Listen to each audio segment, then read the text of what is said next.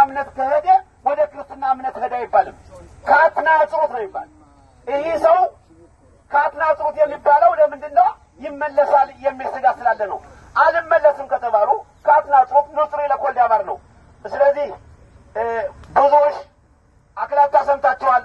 እኛ ጎንደርና አዲስ አበባ የሚጠባበቁትን አንቆያየምም።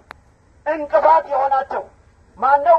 ይሁዲ ነን ብለው የመጡ ማስታወቂያቸውን ከተቀበሉ በኋላ ኑሯቸውን ካመቻቹ በኋላ እሁድና ዓርብ አውቶቡስ እየተዘመነ ቅዳሜ ወደ ቤተክርስቲያን የሚሄዱት እነሱ ናቸው። እንቅፋቱ ናቸው ያል ይህን ልል ብዬ ነው። በአሁኑ ሰዓት ግና የእኛ የሰላማዊ ሰልፍ ጥሪ አንደኛ እስለሞር መሐሪ መልካሙ ደሴ ነው። መሐሪ ሞር መልካሙ ደሴ ከ2018 ዓመት ለክቶ እህቶቻችን ወንድሞቻችን የሙሴን ኦሪት ነው የማስተምር እያለ ብዙ እህቶቻችን ወደ ካት አስገብቷቸዋል። መንጋውን ተመልሰዋል። የእሱ ዓላማው ምንድን ነው?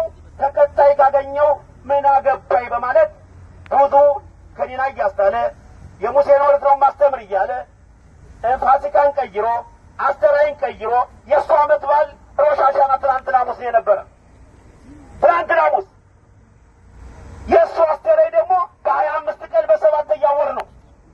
ስኮት በ30 ቀን በ7ኛው ወር ነው። ሁሉን በ7ኛው ወር ደመደመው። የሰላማዊ ሰልፍ አንደኛው ነው። ሁለተኛው ደረጃ ደግሞ በእስራኤል ሀገር ይሁዲ ነን ብለው የመጡ ጴንጤዎች እንደነ ብርሌ ያሉ ዋናው ጴንጤ እስራኤል ሀገር አለ። ኢየሩሳሌም ጎንደር ደግሞ ከአምባነሽ ጋር አብሮ የሚሰራው ጴንጤ ብርሌ ነው። አዲስ አበባ ጎንደር 30 ዓመት ቢጠባበቁት የዚህ የጴንጤው ድርጅት ነው። በእነሱ ስም እየመጣ ያለ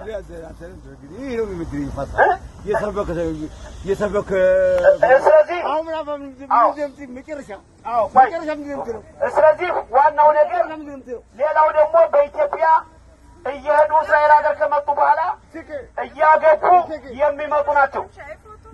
እነዚህን በሙሉ እንቆያየማቸዋለን። ስለዚህ እንግዲህ ቄሶቻችን አሉ። ቄሶቻችንን በምንጌት ናቸው እየመጡ ቄሶች እስከሚመጡ ድረስ ብለን ነው። ብዙ ቄሶች በምንጌት ናቸው። ወደ 15 የሆነ ቄስ ይገኛል። ዛሬ ራባኖች ይመጣል። ህዝቡም በምንጌት ነው ያለ።